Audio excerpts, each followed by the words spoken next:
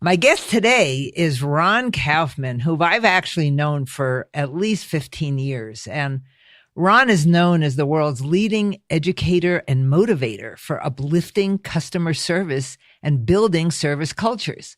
He's based in Singapore and is an incredible speaker who's been presenting keynote speeches and workshops on every continent for more than 20 years, inspiring millions. His latest book is Uplifting Service: The Proven Path for Delighting Your Customers, Colleagues, and Everyone Else You Meet. Ron, are you ready to delight us? I'm delighted to be with you. It's so good to reconnect. Yeah, Joan, you and I go way back. It's a pleasure to hear the vibrancy in your voice. Just as you were back then, you certainly are today. All right. Well, you know, when I got your latest book and I read the introduction, I love that story about your life as an ultimate Frisbee player. And it was really interesting to see how you relate that to what you're doing now. So I wonder if you could tell us a little bit about that time in your life and how it formed the foundation for some of the principles you teach today.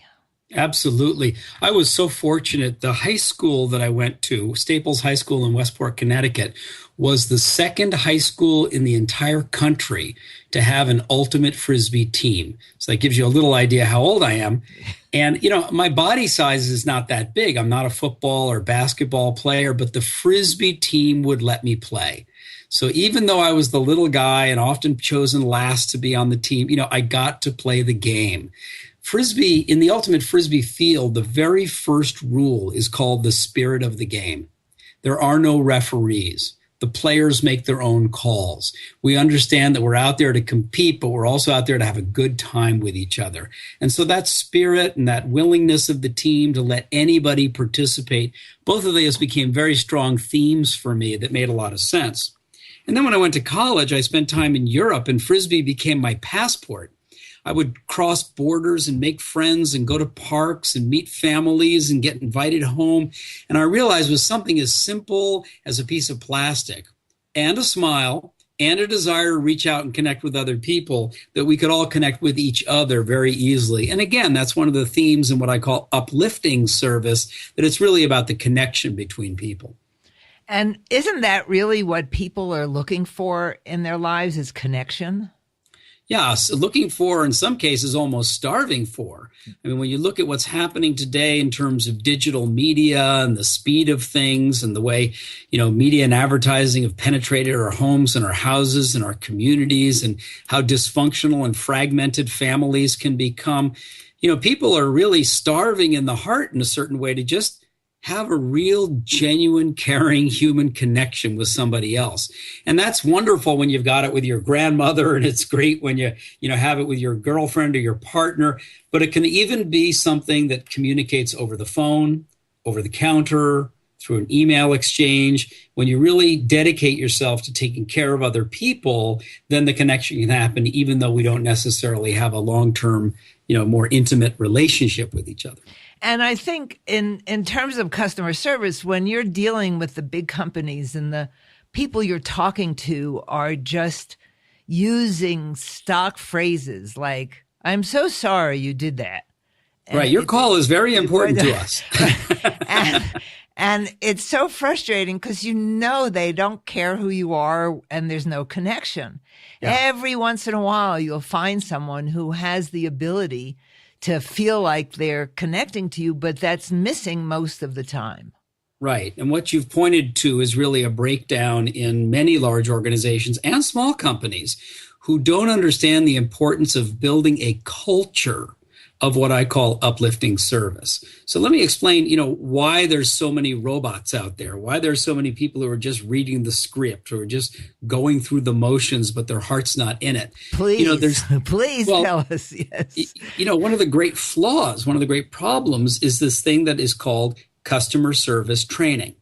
Uh-huh. And you would think that a guy like me who makes his living educating companies about service wouldn't be against it, but you train someone, you know, what to do in a certain way in a certain situation. So pilots are trained in simulators.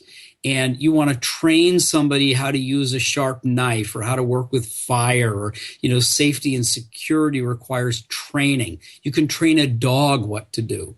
But human beings, people, especially when it comes to how we're going to take care of each other in service situations, it can't just be constant training, because then you turn people into robots. What's needed instead is what we refer to as service education. People need to actually be taught to think more effectively about what service is, what other people need, appreciate, and value, and then to come up with next steps or next things to say that actually deliver and create that value for somebody else. Right. And I can really understand that. And you work mostly with large corporations, and a lot of our audience are small business owners, solo practitioners. How would this principle translate to what they have to learn in order to make their business work? Well, actually, small businesses have a huge advantage in this area over much larger organizations, because just by nature of size, you naturally have a more close connection and intimate relationship, not only with your customers, but also amongst your team members, amongst your staff.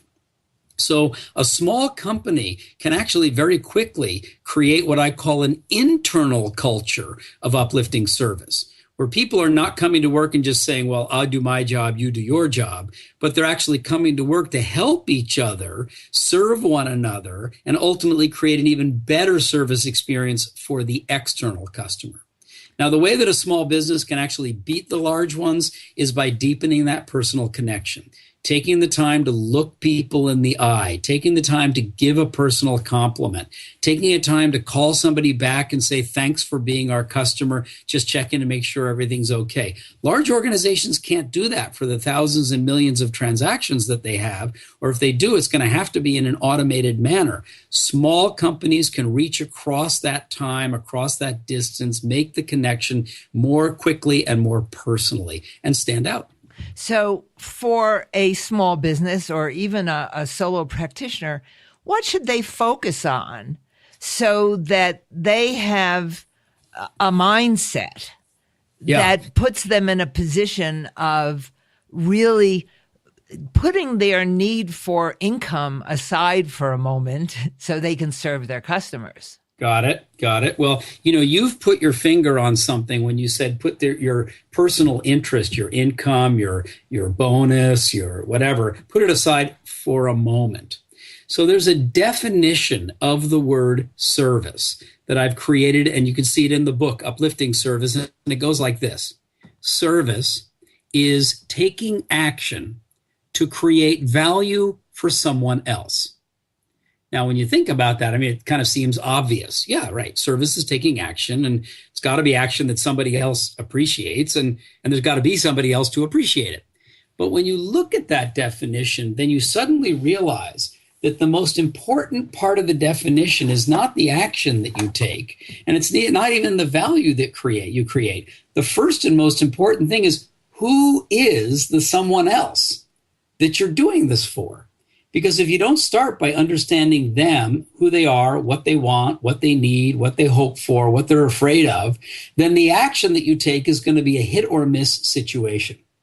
But the good news is that when you focus on the other person first, when you focus on someone else, and you realize and you learn what it is that they appreciate, then you can take action that creates value for them. And when that works, the value comes back to you. The more value that you create and deliver for other people, the more they're going to be willing to pay you. The more they're going to come back and work with you again. The more they're going to refer you to other people. The more they're going to give you compliments. But it doesn't start by looking for the money or the compliments. It starts by looking out for the well-being of another person. One of my theories is that this is my theory of marketing, is that all anybody really wants is for mommy or daddy to love them and to tell them that they're a good boy or girl. And if you can do that for people, then they'll be loyal to you and your business. Right. And the early root of that may have been mommy and daddy and good boy, good girl. But as we go into life, people are starving for a sense of acknowledgement, appreciation, dignity, respect. And there's so many ways that we can show that to each other that don't cost a thing and that don't take much time. So, for example, every time I'm in a store and someone serves me, I'll just take a moment to say, "Hi, what's your name?" And she's a cashier. Nobody's asked her that all day long. She said, "My name is Patty." I go, "Hi, Patty. Thanks for taking care of me today." And she's, a little bit perplexed on her side, but she's smiling. And then when I'm done, I go, "Thanks, Patty. Have a good day," and walk out. Okay, it took a little bit of effort on my part, but the experience of being served by Patty as I was watching her then ringing up whatever it is that I bought, it also fed me because I could feel that she was happier. I could see that she was smiling. I could tell that I'd made a positive difference in her life, and what goes around comes around. So when I go out in the world and I want to have a good day, the way I do it is just by focusing on making sure that other people have a good day. And smiling a lot. It really makes a difference. They're huge. You meet people and everybody's in this personal, I'm having a bad day space. And there's no way to connect when you're doing that. And so Joan, since you brought this up, let me jump in with something here. I just watched a talk on TED. Yes. TED.com. Yes. If you go there and you just type in smiling, and there's a scientist who actually has done research on smiling. And of the many statistics, the one that stood out for me is he took all of the baseball cards from Major League Baseball players over just like 20 years and put them all into a computer and had the computer scan the faces and then sort the faces based upon whether or not the baseball player was not smiling a little bit but not showing any teeth, had a big smile, or had a really big grin on their face. And then they tracked those against longevity of the players to see how long they lived. And it was an absolutely statistically significant correlation that the baseball players who had the biggest smiles lived longer. I like that since I'm a person who smiles all the time. There you go. That's very good news. Yep. It was interesting when I was learning how to do public speaking. I had a coach, and she said to me, "Joan, the biggest advantage you have is that you just keep smiling." And I noticed that when I meet people, because I smile so much, and in business too, when I had my crystal business, any of the businesses that I've had, the fact that I'm so open to people really makes a difference. And I think it's that whole thing of people just wanting to know someone sees them. That's right. And cares. Yes. Yeah. Yes. And what do you think about social media? And do you think that this is a good tool for connecting or even for doing customer service?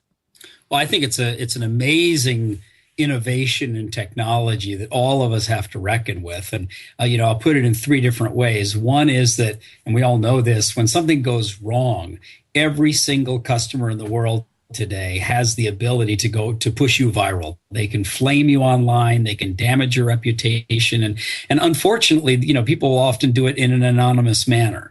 So the stakes have automatically gotten higher for companies. You just can't afford to leave a customer feeling bad about the service that you deliver. But the positive side is there too, that with things like, reviews on Amazon.com, where you can put a number of stars, or on Yelp, or on TripAdvisor, or so many other, social network community sites where your fans, your ambassadors, your advocates, your happy customers, they can also do a lot more for you today to build your reputation and even to defend you in public when somebody else is flaming you. So social media, is a pro and a con in that regard. As far as servicing people through social media channels, it's increasingly important, and companies really need to put the attention and the effort into doing it. It doesn't mean that you have to do it in every channel. What you want to do is figure out which channels are the ones that are most appreciated and frequented by your customer segment, and then dedicate the effort and the resources to spending time there, developing a profile and an identity there, and being responsive in that space. Do you think that the age of your market makes a difference? I know a lot of older people are on Facebook, for example, but they don't necessarily think about going there for customer service. Well, some of that is going to change as Facebook itself gets their algorithms more and more intensively fine-tuned. Google, of course, does the same thing, where what you're going to see on the side starts to show up as being directly correlated to what you and your friends are chatting about. Or even if you have a complaint about something, you're telling people online that in some way that company could be notified and then be able to reach out to you. It's a little bit of a big brother situation, but with everything that we've learned about the NSA and snooping since Edward Snowden's, disclosures, I think all of us have to accept that world of privacy is pretty much gone. So then the question as a company is, how do you want to play in that space? And as a customer. One of the things about the phrase customer service is that there are two parts to that phrase. One of those parts is the service. That's the service provider who should give you a good experience. But the other part of the phrase, 50% of the equation, is the customer. And customers can have a huge impact on the quality of service that we receive simply by committing ourselves to being better customers, being more appreciative, being a little bit patient, being the person who has the information ready that the service representative is going to need, and being the customer that gives well-deserved compliments that helps to motivate and build the morale of other service providers. Sounds like do unto others as you want others to do unto you. Yes, the only point that's missing in there is do it first. Okay, good idea. Right, do unto others first, the way you then like them to respond and take care of you in response. In your book, you talk quite a bit about Singapore and how they've made a science out of customer service. Can you tell us a little bit more about that? Sure. Singapore is an amazing little country. It's one city. So imagine an island that's 5 times the size of Manhattan, and that's the entire country.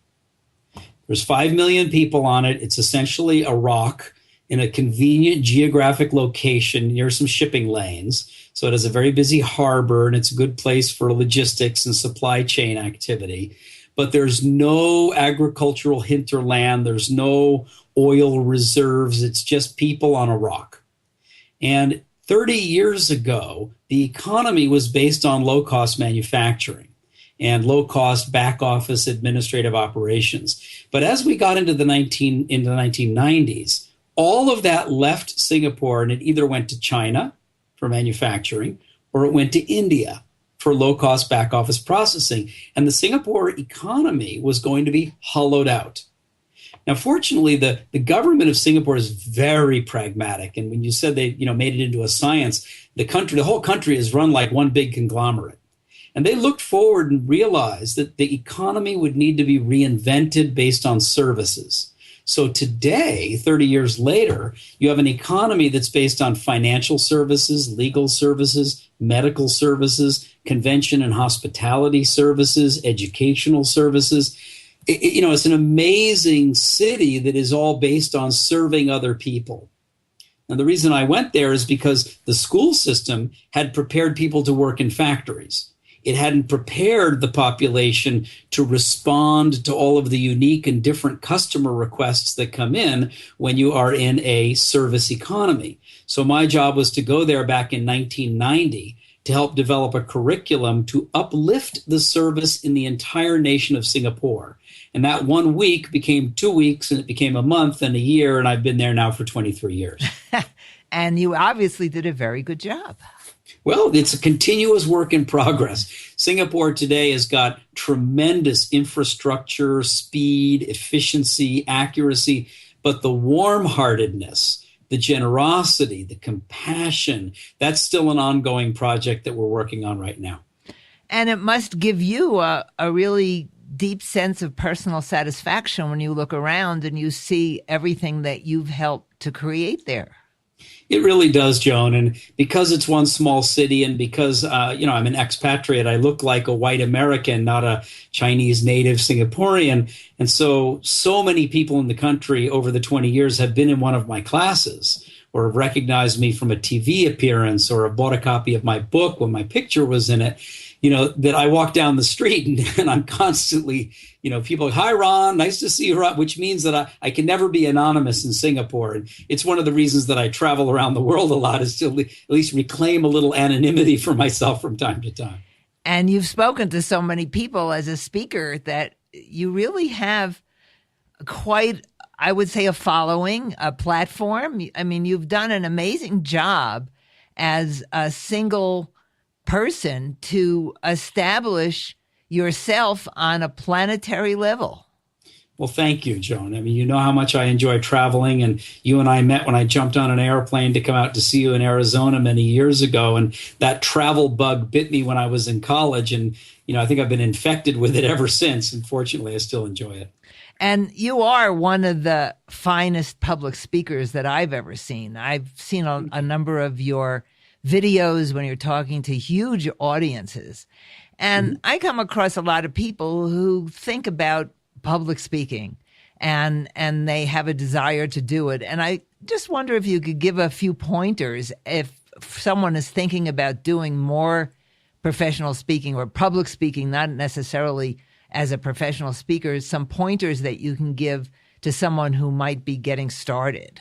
Sure. Well, for somebody who's interested in public speaking, there is an organization called Toastmasters, which is a wonderful volunteer organization of people who just want to improve their public speaking skills.